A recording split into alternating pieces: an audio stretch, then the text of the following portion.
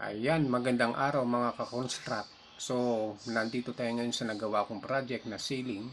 Sa interior design lang tayo dito. So, ang ginawa natin ceiling dito is PVC. So, napakadaling i-install lang nito kumpara sa Hardiplex. Although maganda naman ang Hardiplex, kaya lang kailangan mo magpintura.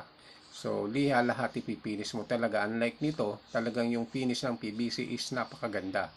So, i-install mo lang, mag-install ka lang ng metal paring. After nun, no need na pinturahan pa. Kasi makakaless ka ng labor. At the same time, napakaganda ba ng outcome niya if matapos mo ang project na to. At kung napapansin nyo, meron siyang reflected glass. May bintana kasi yan sa taas na para pumasok yung sunlight. Napakaganda nito sa actual kasi makikita mo yung outcome niya, yung sinag ng araw is papasok sa bahay. So, kung halimbawa madilim bahay, makikita mo talaga yung loob niya. So, ayan, yung in-install namin yung metal paring, makikita naman ninyo dyan.